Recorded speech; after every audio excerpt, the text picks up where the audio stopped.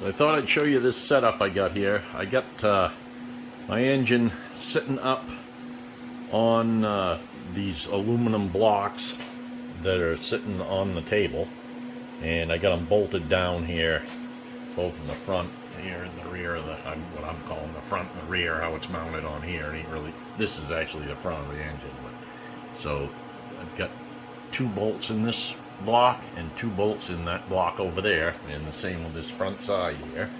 And what that's doing, these are parallel to the table. These have all been machined parallel to the table. This is clamping this block down here, so the bottom of this is parallel to the table movement. And what I'm doing is, these are the valve inserts, valve seat inserts they're called. And because these valve seats, you can see how all the pitting is around there. That's no good. That'll never seal. So what you do is you put these inserts in. So you got to machine these all out to fit the inserts. So what I'm doing right now, I just figured I'd put it on here so you can see the process. I'll do a couple of holes and film it. There's no sense in doing the whole thing. You guys would get bored. So I got a roughen mill, 1/2-inch roughen mill in here. And right now, these measure, the diameter of these measure 1.630. So I want a 5/1000 press fit. So I'm going to have to finish these holes at 1.625, which is 1 5/8.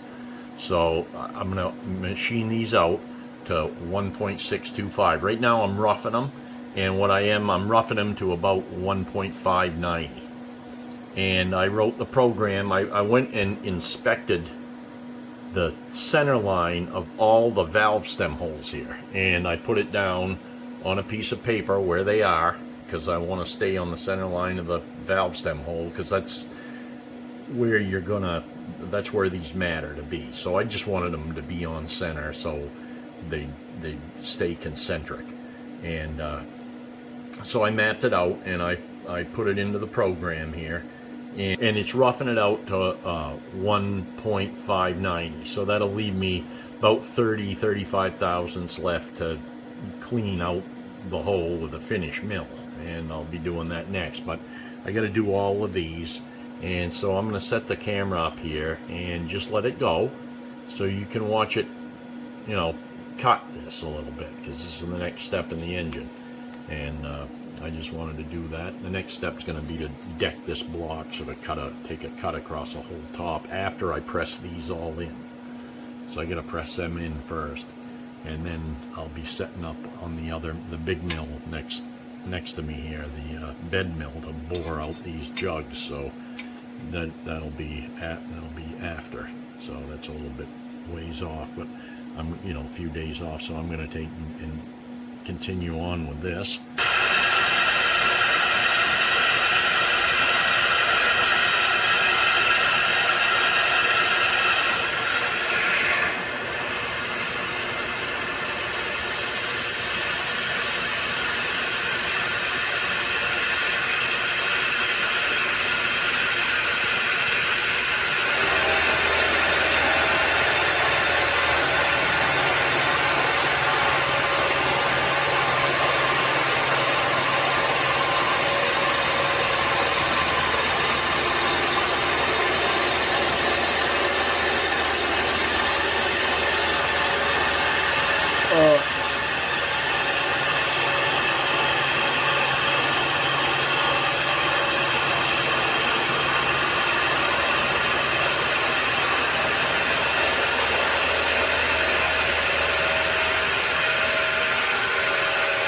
One pass.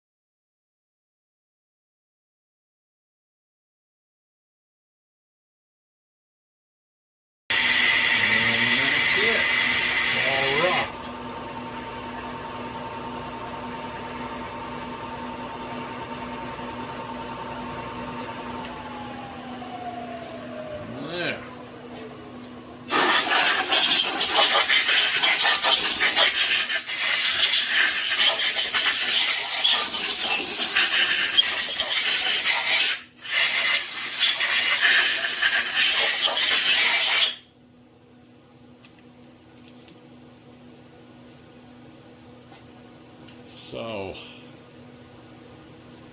just thought I'd show you how I programmed this. I don't know if you guys like seeing this level of detail or not. I'm going to show this. If I get a bunch of comments that quit showing the damn program and we don't give a shit about it, I'll stop doing it. But, you know, some of you may like it. I don't know. But here, I'm going to show you how I programmed this and why I had to press that button. See if I can get that zoomed up here.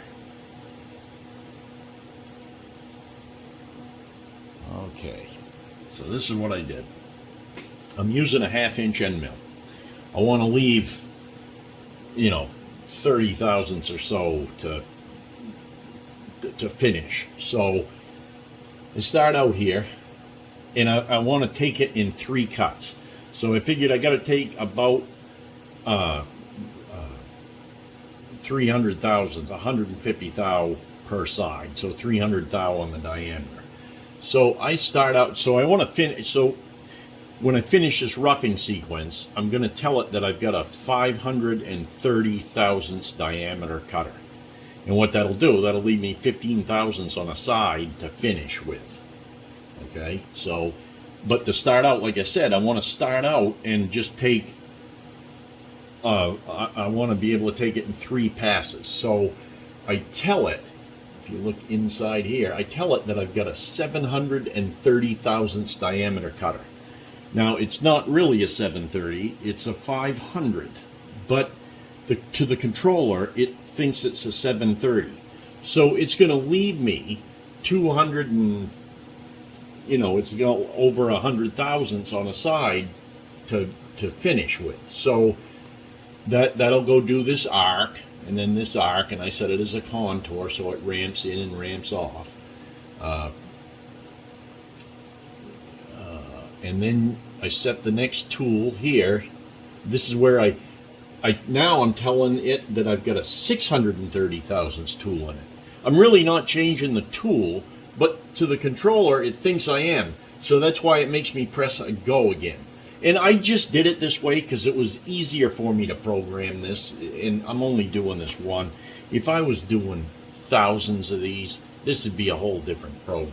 But I don't give a shit about time here, and it's a one thing off, and this works fine. So I set it for 630. Like the last time was 730, remember? So this up here, this tool, it told it 730. Now it's saying 630, and then it's doing a repeat. So the repeat, it's going to repeat steps 2 through 4. So that's arc, arc, and contour. Except this time it's going to be using a 630 diameter cutter, where last time it was using a 730. So this time it's going to take a 50 thousandths bite all around, or 100 thousandths on the diameter, because it's 100 thousandths different size cutter. And then we'll go down to the next one. Is the tool now is 530. Now that's going to be the finish in this sequence. So it's really still a 500 thousandths, so it's going to leave 30 in there at least, and I usually leave a little more. So it'll leave at least 30 thousandths to clean, and then I got it doing a repeat of 2 to 4, which is right there. So now it's using the 530. It's going to do the circular interpolation with a 530 cutter, and it will cut it out to that. And so then what I do is all I do is go for all the rest of them is I've got it marked on a piece of paper. Like I said, I went through and marked each one of these. I can show you the paper so you'll see what I did here, if I can get it in view. So I wrote down the center line of each one of them. Now the Y doesn't really change much more than a thou or two, so I didn't even worry about it. But I wanted to get, this is the X direction here, so I wanted to set each one of them so I'd know where I was. Okay, so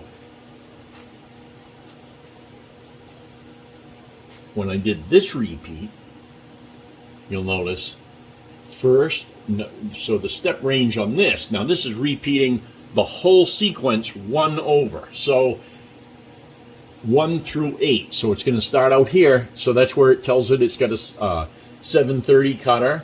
It does the arc. Then it sets this tool. Then it repeats that. Then it sets that tool. Then it repeats it. So it does all that at that distance, 1.998. That's in the X direction. One more repeat. So it does it one time. There. And then repeat again. This time I put down off that paper 4.118 and did it again. Went 1 through 8. 1 through 8. So it repeated right down to here. Then the next one will do the same thing, except it just changes the position of the X. So now it's at 6.119. So that's how I did that. And that's why I have to hit the go button in between cutter sizes, because the machine controller thinks that I want to change a tool. So it's giving me the opportunity to change a tool, and I have to press go. Now there's ways you can do this so you don't got to do that, but it would be a lot harder. I'd have to set the tool once and just do different circles. And I could have done that, but this was easier and quicker for me to program it, and it does just fine. I don't mind pressing the button. So I just thought I'd let you know that. Sorry if I bored you to death, but I figured I'd show it to you. You know, if you want to learn a little bit more about this controller, you can look up Accurite 3-axis controller. I think they've got an emulator you can put on your computer and try it out on your computer. You can at least watch something go around. I'm not sure, but it's a very easy controller to use. You don't have to know a whole lot of stuff, but I mean, you got to know how to mill stuff and how stuff works that way. But as far as programming wise, it's very, very easy. And so I just thought I'd show you that. Now I'm doing the finish pass, the valve seats. I did the first one there and got the tool all sized, so this should be just go and come out right size.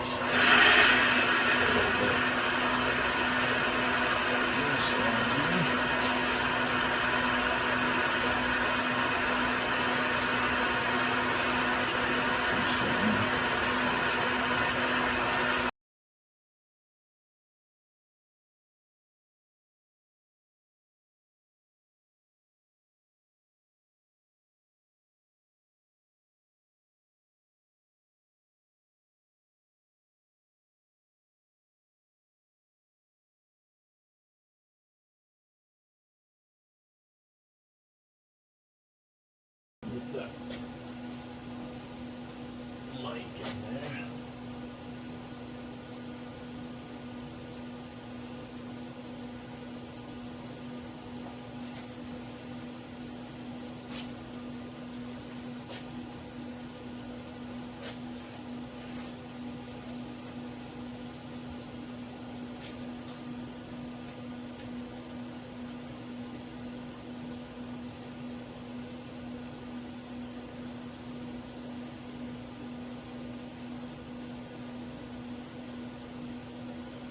Yeah, that's perfect.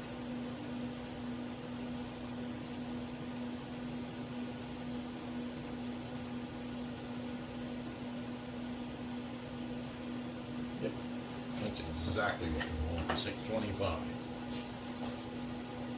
Okay.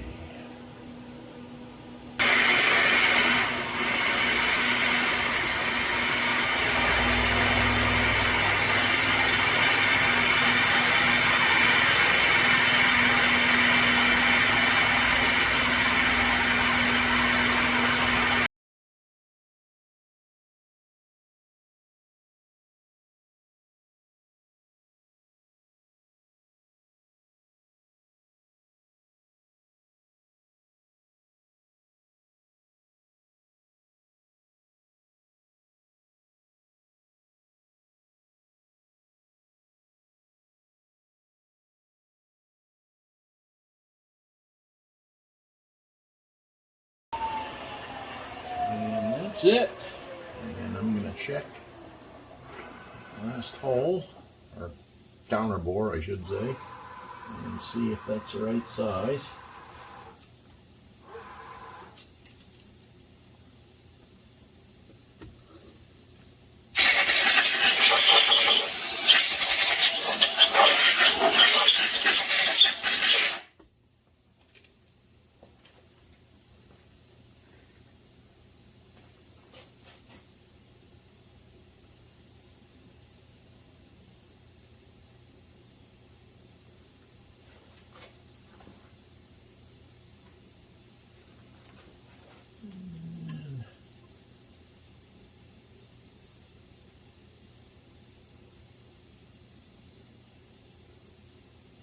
Perfect. 1.625. We're good to go. Next will be taking and pressing these in. These are going to be a 5 thousandths press fit, so that's a pretty healthy fit. They're not very deep, so it's not that big a deal, but we'll be doing that next.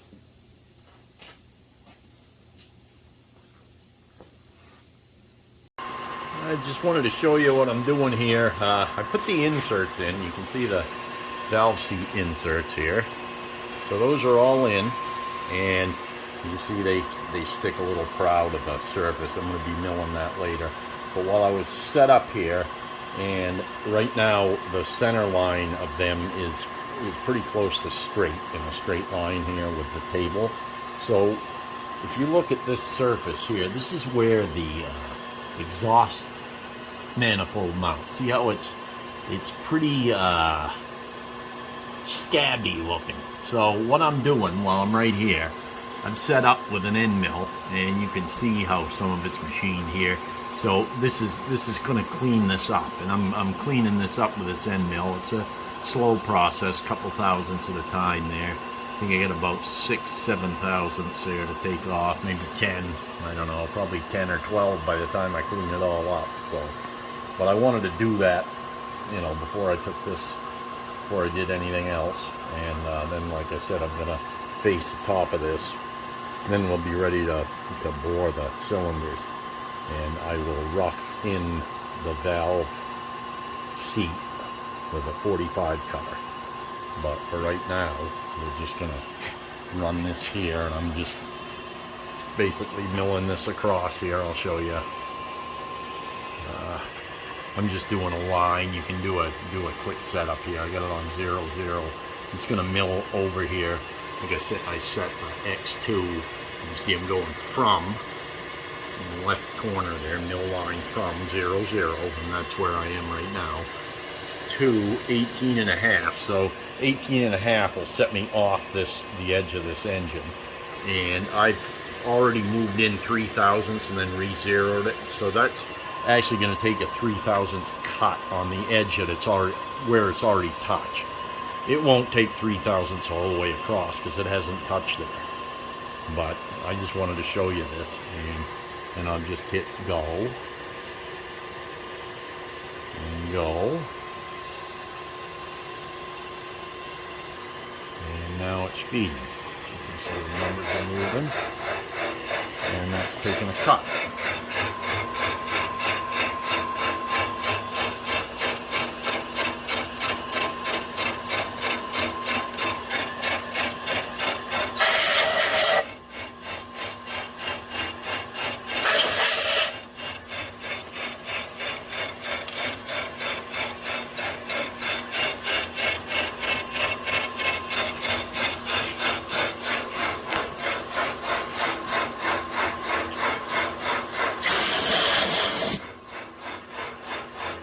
Pretty long end mill. It's a 3/4 inch end mill, 2 1/4 long, 4 flute carbide.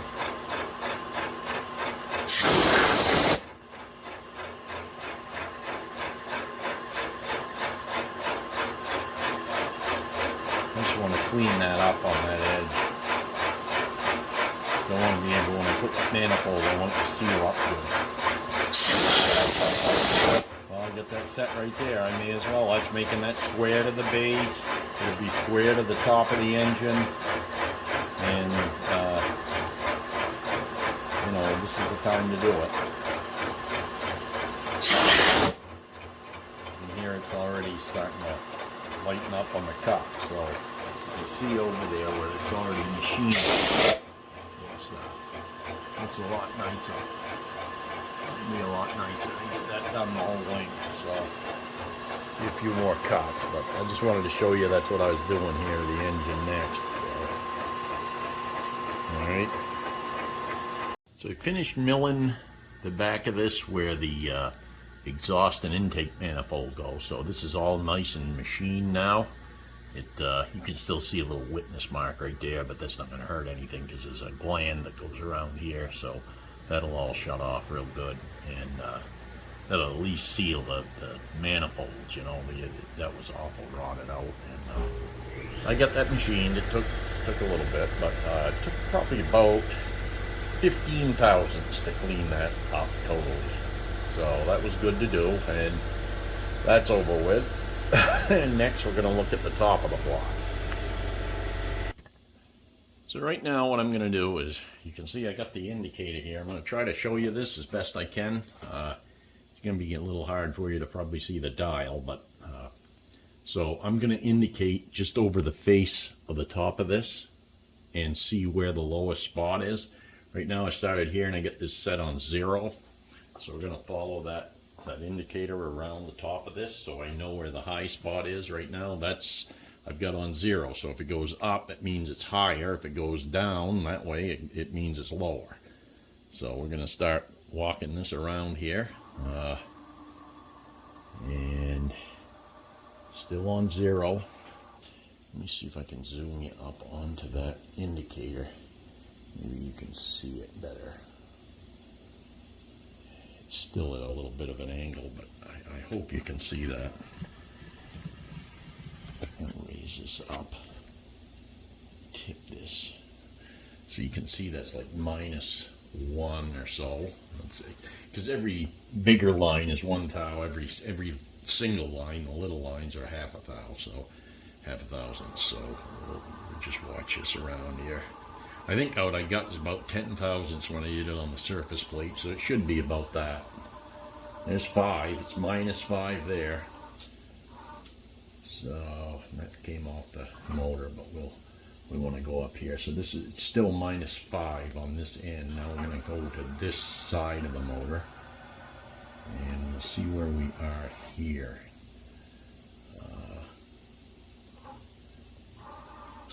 So that's right on the 10. So that's -10 down here. So down here this is the smallest area. That's -10. We'll go up this end. So this whole side seems to be parallel to the base. It's just it's out this way. Second, I'll show you. So this is still 10, and now it's about 7. So it's coming up a little bit, but. So this here, that's -5, and it's coming up 3, and then if we come up back over to here, we're back to 0. So this right here is the highest. So I'm going to mark that with a red marker here, and just put this as 0. I'm going to put over here -10 on the other end of it. So I'll know that's 10 thou. Now I want to just go through the middle and see where that is, just for the heck of it. And so I'm going to go right about here somewhere, and maybe right there. Okay, that right there is like -4, 4.5. Let's go the length of the motor here and see where it is. -4.5 or so. That's almost 5 there. That's -6. That's -7. Yep. So about going to take 10 thousandths to clean from the time we hit that. And of course these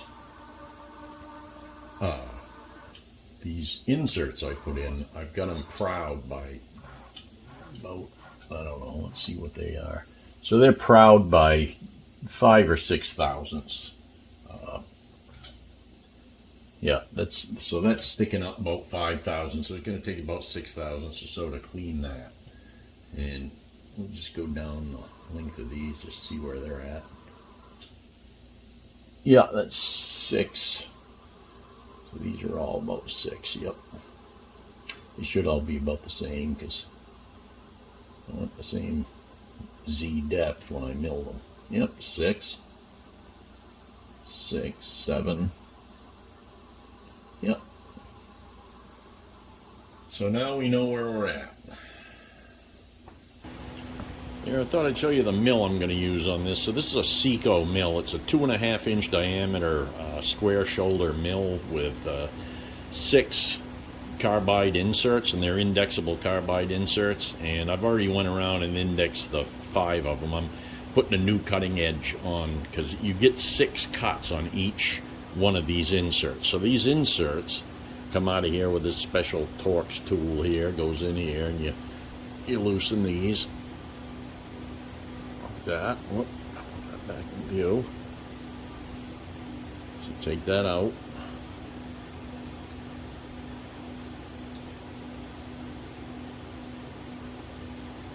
And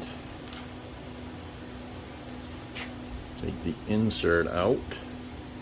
Now you can see the blank spot there where it goes. Now you got to make sure you blow that out because you can't have any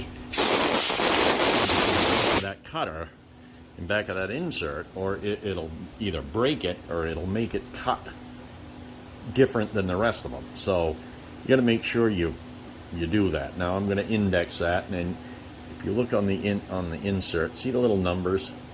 So 4 was already used. If you look, if you can see how that's used right there, you can see that little burnt edge on the number 4 one. So it's not bad. I mean, I could, but I want this to come out nice on the top, so I'm going to index them. Now these inserts right here, just to give you an idea, these are $38 a piece. Now there's 6 of them in here, and when you buy them, you have to buy a quantity of 10 of them at a time. So you basically got to pay $380 for 10 of these, but you get 6 cuts on a side. So you know it's not that bad when they last quite a while, and so. All in all, it's not that. This cutter, just the cutter without the inserts, this thing was, when I bought it, again, this was 7 years ago or so, I paid $650 for it. So that's what I mean. These things are not cheap. When somebody, you know, people will ask you, how come it costs so much to have that machine? Well, that's the reason right there. Don't let anyone think they're making all kinds of money, because you got to spend all kinds of money to be able to make any in a machine job. But I love it, so it don't matter to me. So I'm going to put that number 5, and that's where the cut's going to be, is right there. And then I'll get the little Torx screw, put it in there, and get the wrench.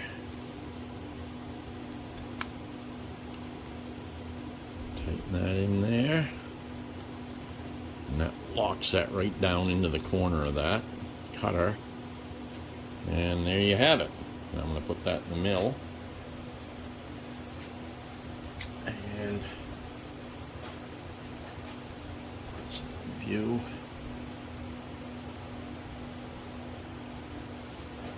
That one here.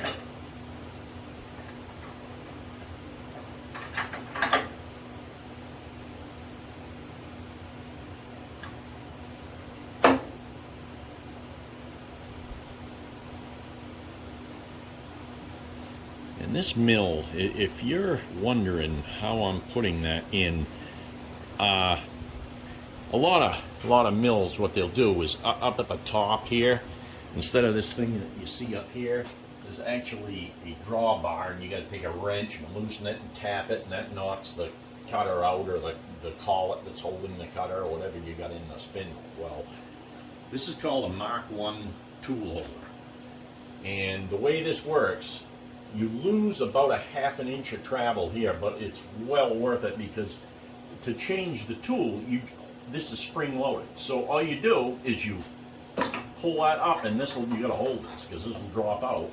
And this here is what grabs a hole in there, and it pulls that right up into the spindle. So when you change tools, when you put that tool back in that you used, it's nice because it exerts the same amount of pressure, so Z0 doesn't change if you've got a bunch of different tools that you're using for doing a job. And so, but I like it because it's just a lot quicker. And this is a special holder here, tool holder, because it's got a locking collar on it, which it takes all the pressure off the key if it tries to turn. So this locks on the actual spindle nose of the milling machine. And I figured out the RPM of this, and it's pretty. Now I got the RPM right, it's working a lot better. I messed up when I figured that. The way you figure it is the Seco tools there have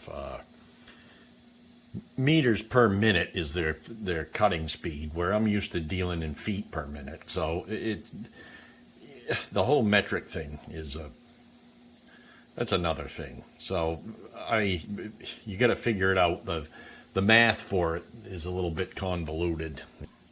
It's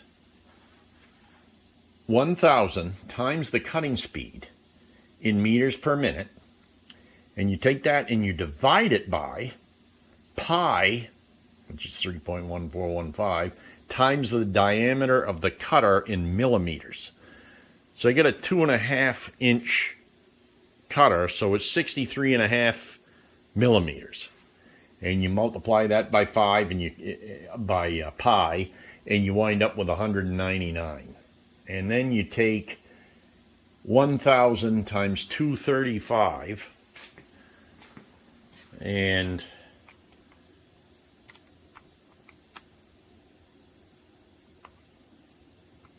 you get 235,000. And you divide that by 199, and you get 1180 RPM. That's the RPM of the spindle supposed to go.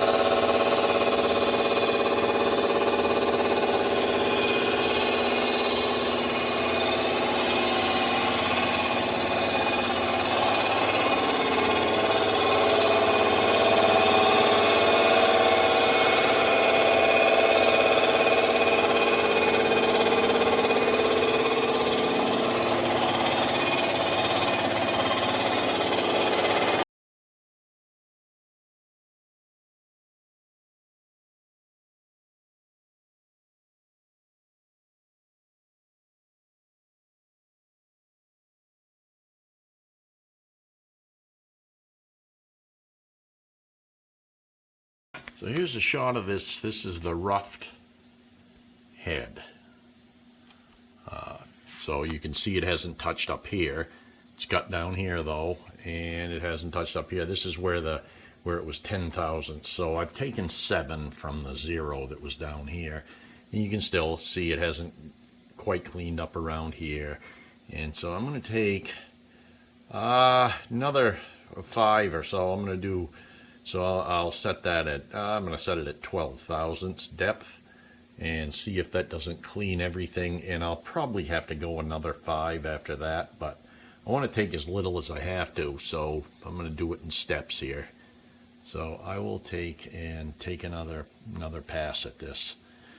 So I finished decking the block, and here's what it looks like. You know, you can still see a little bit of witness mark here, but that's not going to hurt anything. But it's all flat all the way around. It cut all around these openings here for the head to cover. I'm sure this will all seal up nice. Here's the front one. That's Nice there. So I think we're good to go. And while this was cutting, I was checking the valve guides, and I've decided to go with oversized valves. So I ordered some oversized valves and a reamer to ream the valve guides. The valve guides are in there, the hole there. You can see that hole right in the bottom of that there. So that right now that's the standard size, and they're awful egg shaped, and it's like it's right on the edge. So I decided to I'm gonna put in oversized valves and ream them out. So I'll be doing that next before I take this off, and we'll go from there. I got my oversized valve reamer here, and I reamed all of the holes except this last one. I just figured I'd put this on. There ain't that much to see, but I'm going to take and ream this last hole. Now, I had to do this is actually a hand reamer, but I'm running it in the spindle because I'm not hand reaming that. That come out shitty. So I'm using the spindle. I had to make a little insert for this collet here. And I put that reamer in there. I'll show you. I'll take it out after. But so this, I don't have enough Z depth here, so I have to bring this knee up until the pilot it's like a half an inch away from the hole. And then when I go to move to the next one, or when I go to take this out, I'm gonna have to bring the knee back down because this spindle's all the way up and that's down in there. So, but the cutting doesn't start happening until there. So I'm going to take and cut that now. And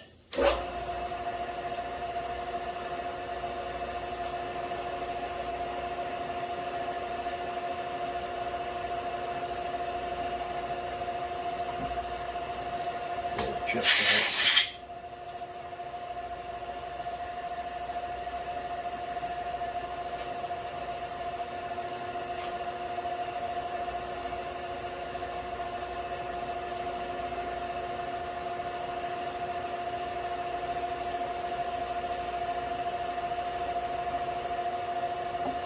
All the way through.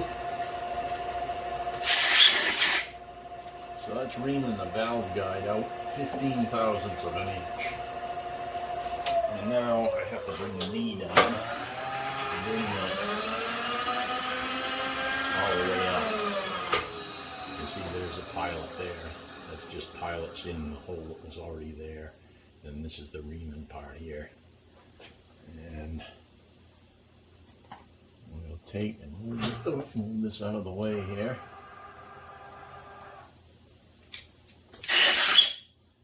And the oversized valve fits a lot better in these holes than the original size in the holes that were there. There's very little shake in that. So that'll be a lot nicer fit. I'm going to take now and I'm going to mill a 45 around that, just a rough mill it. And then I have these Dury makes some valve seat cutters that I'm going to put in here because there's actually 3 different angles there. So the 45 is what shuts off on this, and you only want a small land there for that. And then there's a shallower angle in the bottom, and then there's a steeper angle in the top. So in the middle of it, you want to be the 45 that mates to the valve face there. And then the last thing you do is lap them in. So, but this is the little cutter thing I made here. I'll take this out of here because this is an odd size shank. So it's 322 thousandths of an inch a shank. So I had to make, I used my 3/4 inch collet, and I took a piece of steel and I drilled and bored a hole in it, 322 on center, so that it ran true, and put this piece on it here. So this is just a piece of steel, you know, 1.5 inches long. I put these set screws in the end. See, there's a square. It's a square. It's a hand reamer, but that's a lot to ream out by hand. I'm not gonna. Good Lord, that's a lot of. Not when I get that machine right there. So that's what I did. And now that's all done there. So the next thing I'm going to do is walk around them valve seat inserts with a 45 cutter to rough them down. So I get this set up. I've cut the first two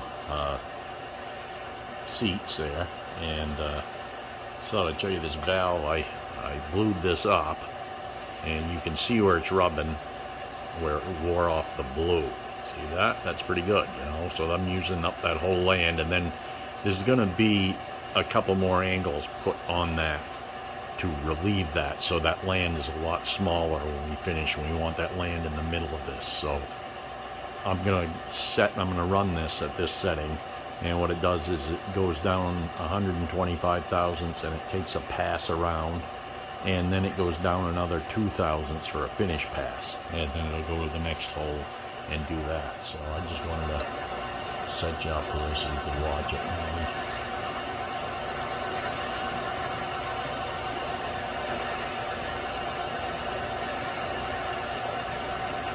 Kind of see this one here is done right there, and the thumb is done. So this one is about to do is going to start. It's just how they came out of the factory. So we're going to run this from here.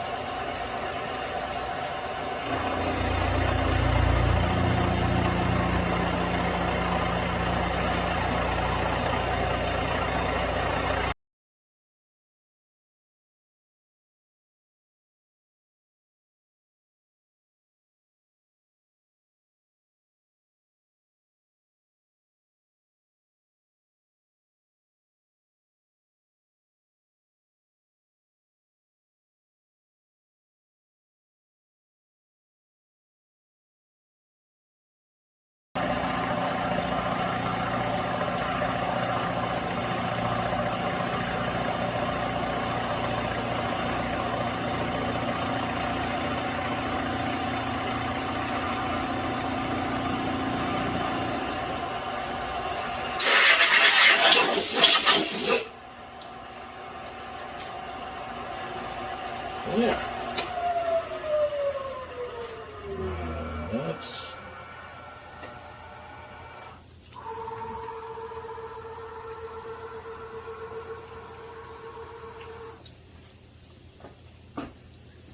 all right. Let's see here. Show you this over here.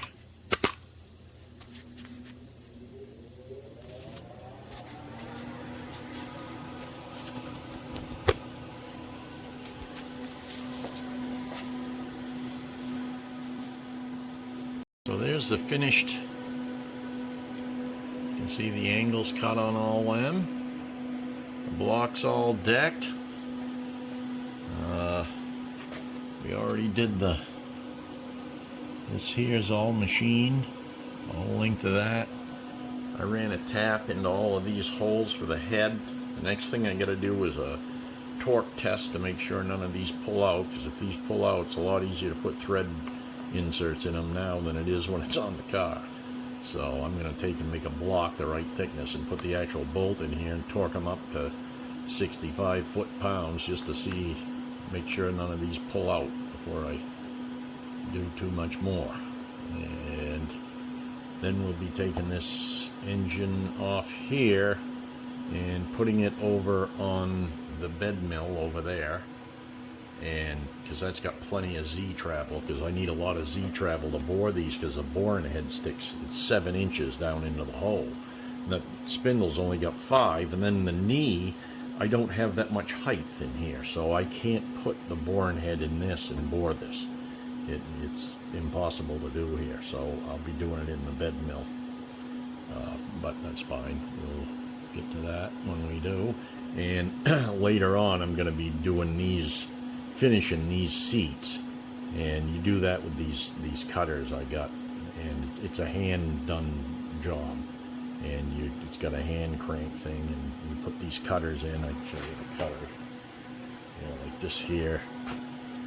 Here's one of them, and there's a pilot that goes in there, and the pilot's right here, and this pilot is it's got a taper on it, and you put this down into the hole and you tighten that taper up, and then you take the cutter and you put the cutter on the top of this here, and you bring it down in there and you turn it. There's a handle that goes on here, and you turn this, and this holds it concentric to where the valve stem is. And like this here is to cut, this is a look at it, it's 60 degrees, so that's going to cut the bottom. What this is going to do is cut the bottom of this out, so that's going to clear the bottom of this. And then to clear the top, it's got another cutter here, and one of these, you'll see it say 45. So the 45, the arrow was pointing down, so that's the one that does the cut that I got there, which I may not even have to touch. I don't know. I'll probably wind up cutting it a little bit with the hand thing. And then the top here is a 30 degree, and so that'll cut the top part of this back, because we only need about half that much land.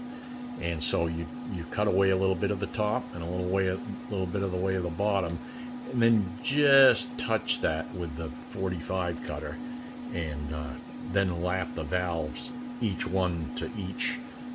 So I'll be numbering the valves when I put them in the final thing, and I'll be lapping them with some lapping compound and lapping all of the valves into the seats.